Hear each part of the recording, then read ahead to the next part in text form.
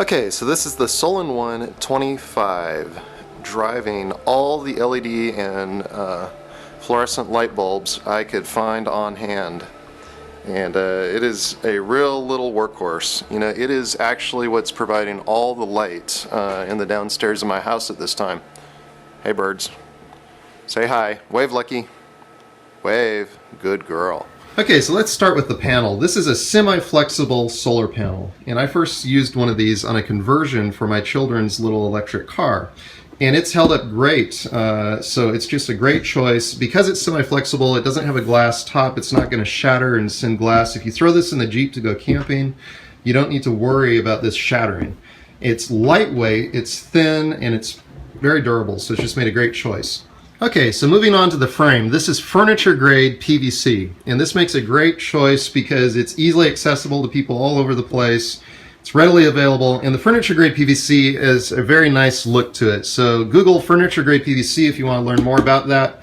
And moving on here to the corners, I have a guy in the shop that's machining these corners so that the panel insets flush into the corner. It holds it very securely. These corner pieces will be available for sale at teslamaker.com, so follow along to make sure that you don't miss out on where to get these, as well as you could machine these yourself if you have access to the machine and the tools. I do have a little corner rounder that clips the edge of the panel to a 1/4 inch radius, so it all fits in very snug, very clean frame. There's nothing exposed on the outside of the frame, so if you set this outside your tent and you're camping and there's some dew or moisture, everything that's important is underneath and up off the ground a little bit to protect all the important things on the bottom. Okay, so before I flip this panel over, I want to say something about these little LED light bulbs. And now in the past, I've included a super joule ringer in the Solon-Ones, and that was so that you could drive LED light bulbs without running the inverter. And these little light bulbs provide a great alternative solution to that. A lot of people have trouble winding their own super joule ringers, etc. It's a lot of work. This makes a great alternative. These things are incredibly efficient. I've done some testing with them on my power supply, checking their current draw. They are just amazing. As soon as I ordered these two and played around with them, I did a bulk order from China so I can get in a large inventory of these because I'm just really excited about the possibilities with these little bulbs. And I will make these bulbs available at teslamaker.com. But check this out, folks. They are USB powered. And what's cool about this particular solar charge controller is it has USB outlets right here that are independent of the inverter. So you can plug these in here and get lighting for, you know, a campsite, whatever. You can charge an iPad if you want right here at this point.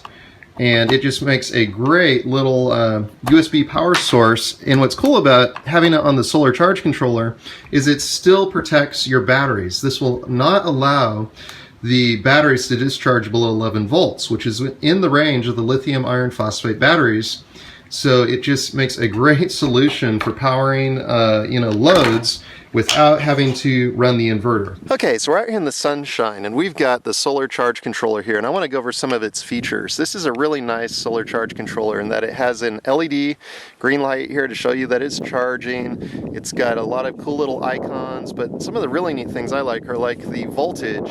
We've got a voltage display right here showing us the voltage on the battery. We can cycle through some other really neat options like this one. This is the voltage from the solar panel. And this varies depending on the light hitting the panel, so that's quite useful.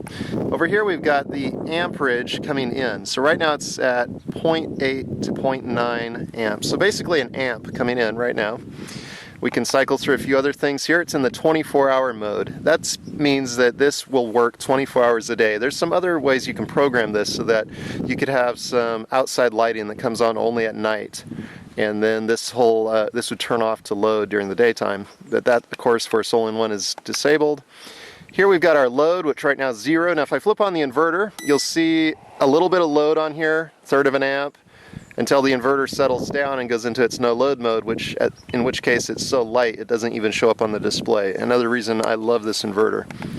Over here we have the kilowatt hours. Now I've not read in the manual exactly. This may be the kilowatt hours in that it's received during a certain charge cycle, but I have yet to read up on this particular feature.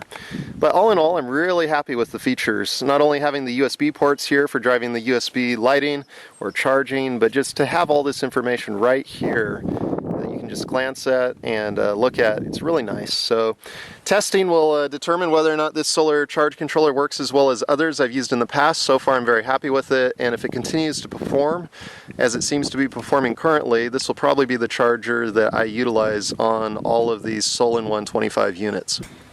Okay, so moving on to the inverter. I ordered inverters from all over the internet. I've got a pile of inverters down there on my bench that I've tested. And while they're all quoted as being 200 to peaking at 500 watt inverters, they are not all created equal. And quickly, this one stood out among the pack.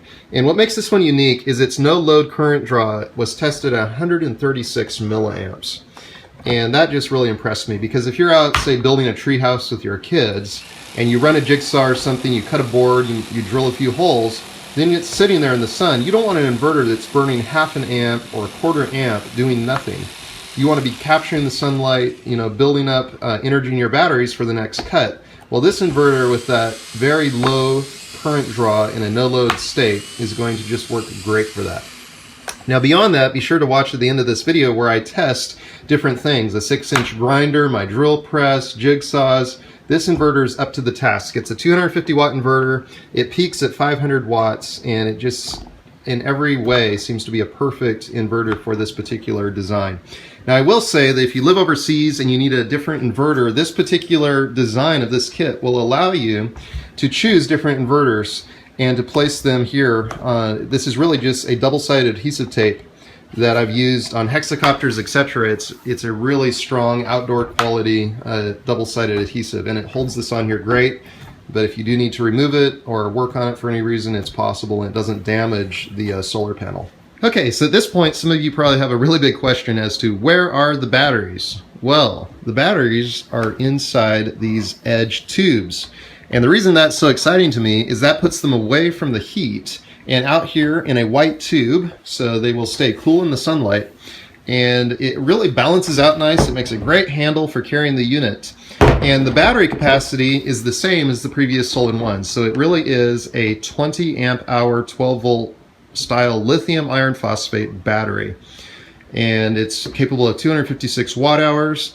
And this battery pack is so easy to build. You'll see in the how to build video that this pack is really just screw and twist together. If you buy the wiring harness, you'll be able to just screw the two end nuts onto the wiring harness, run it up, it'll have one of these connectors. So there's a couple options. You could put one tube in this side, and one battery in this side will give you 10 amp hours. And then in the future, you could upgrade and put another one in this side, because this all comes apart. None of this is glued. It's just screwed together, comes apart. It's easily upgradable. So the battery pack is inside of here. Comes up here, and here I've got a Y wiring harness. It comes out here, and I've got a connector here so that if you ever put this in long-term storage, there is like a 10 to 15 amp milliamp draw to the solar charge controller, which is fine if you're using this. But if you are going to store this, all you have to do to put it in storage mode is disconnect this. That shuts down the solar charge controller, and now this can be in storage with no residual drain to the solar charge controller. So that's an important little feature. But going on to the wiring harness, this comes up here and forms a Y. So each battery pack can just be slid into the pipe. You plug it into one of these connectors on this side. If you want to upgrade, you plug in a second one on this side.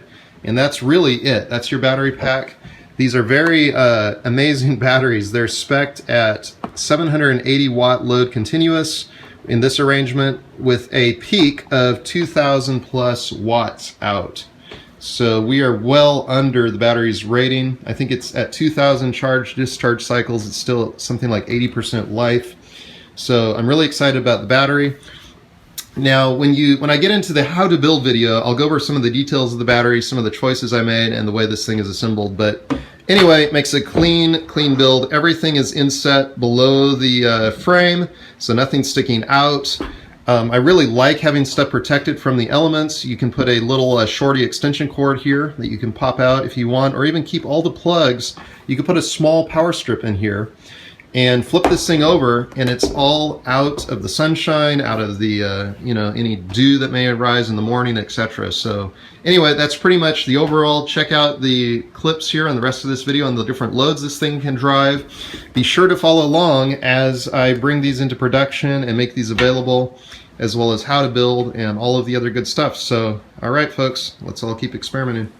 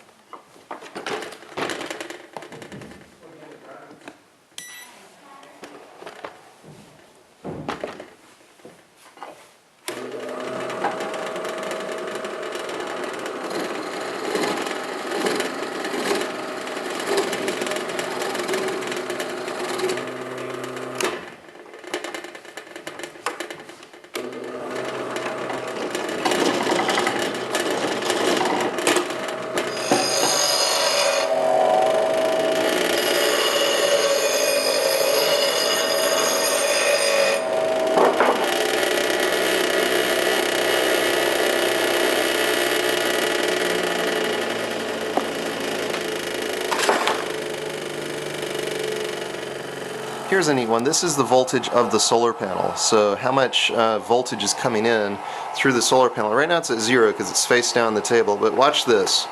As I bring this up and point that, you can see that just pointing over here at the edge of the light, we're up at 10.9 volts. Now I'm going to hold this over the lights here,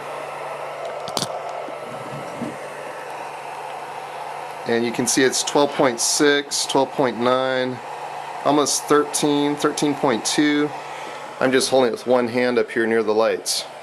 And the green light on the panel right there means that it's charging. Now of course it's not charging fast enough to overcome the draw from the load, but it is still cool to see the panel charging and receiving energy in a feedback loop from the lights themselves. So that's pretty cool. Alright, so we're going to try running the blender on this Sol-in-One 25, and we're doing a family favorite recipe. This is a cashew pimento cheese. It's actually a vegan recipe, and we'll put the recipe in the video description, so if you're interested in the recipe, check that out.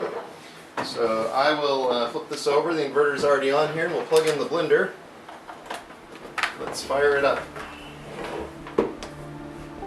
Looks like it's about time to 3D print a lid for this blender.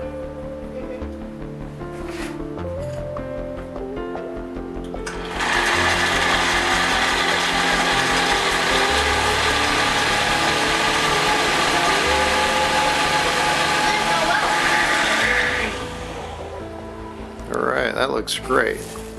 So nice and creamy.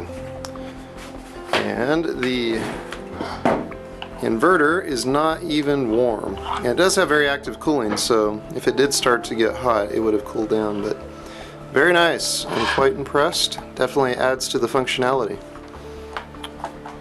Alright, that looks great. So remember, if you're interested in the recipe, check out the video description. It's a family hit and has been for multiple generations. So